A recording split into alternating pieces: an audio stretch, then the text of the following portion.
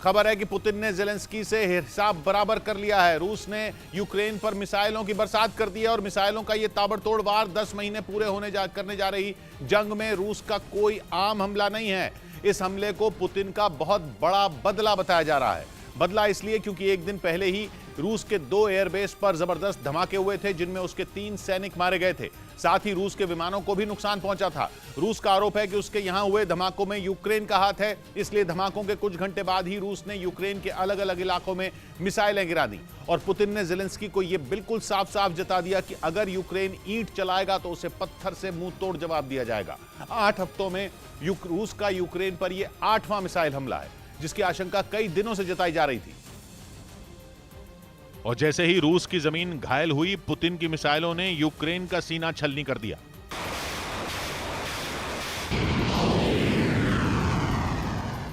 Zelensky को अपना PMEGP योजना के तहत 10 लाख लोन लेकर क्या अपना खुद का बिजनेस शुरू करना चाहते हो? इसे लेने के सीक्रेट्स को जानना चाहते हो? तो फ्रीडम ऐप को अभी डाउनलोड कीजिए। गुस्सा दिखाने के लिए पुतिन ने बिल्कुल भी वक्त जाया नहीं किया और अपनी दर्जनों मिसाइलें यूक्रेन पर गिरा दी।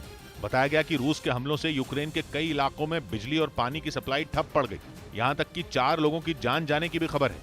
हालांकि यूक्रेन ने दावा किया कि उसने भी रूस का डटकर मुकाबला किया और रूस की तरफ से दागी गई 70 मिसाइलों में 60 मिसाइलों को मार गिराया।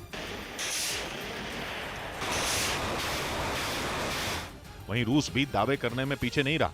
उसने कहा कि उसकी मिसाइलों ने अपने सभी 17 निशानों को खत्म करके ही दम लिया, क्योंकि एक दिन पहले रूस के 2 एयरबेस पर जोरदार धमाके हुए थे। पहले तो रूस ने इन धमाकों पर चुप्पी साधी रखी, लेकिन फिर दावा किया कि यह यूक्रेन की साजिश थी,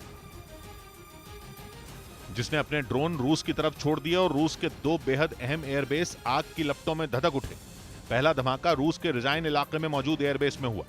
हमले के बाद यूक्रेन की एयरफोर्स के वेरीफाइड ट्विटर अकाउंट से 2 तस्वीरें पोस्ट की गईं, जिनमें एक फोटो में रूस के एक विमान का कचूमर निकला हुआ दिखा।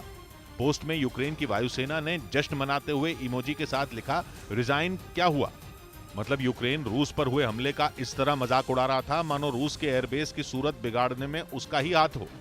वहीं दूसरा धमाका रूस के सरातफ इलाके के एयरबेस पर हुआ था। रूस के इन दोनों एयरबेसों पर परमाणु बम दागने वाले बॉम्बर तैनात रहते हैं और धमाकों में 2 बॉम्बरों को नुकसान भी पहुंचा। इसके बाद रूस ने दावा ठोक दिया कि उसके दोनों एयरबेस पर हुए धमाके कोई हादसा नहीं बल्कि हमला थे, जिन्हें अंजाम देने वाले यूक्रेन के ड्रोन थे। हालांकि रूस का रिजाइन और सरातफ इलाका यूक्रेन से सैकड़ों किलोमीटर की दूरी पर है, इसलिए अगर यूक्रेन ने रूस में धमाके कराए तो यह रूस के लिए खतरे की घंटी है, क्योंकि इसका मतलब यह है कि यूक्रेन की पहुंच रूस के काफी अंदर मौजूद उसके अहम सैन्य अड्डों तक हो गई है।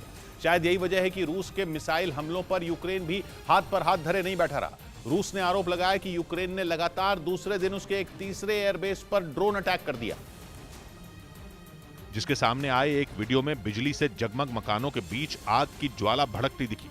कहा गया कि ड्रोन अटैक की वजह से एयरबेस में एक तेल टैंकर ने आग पकड़ ली।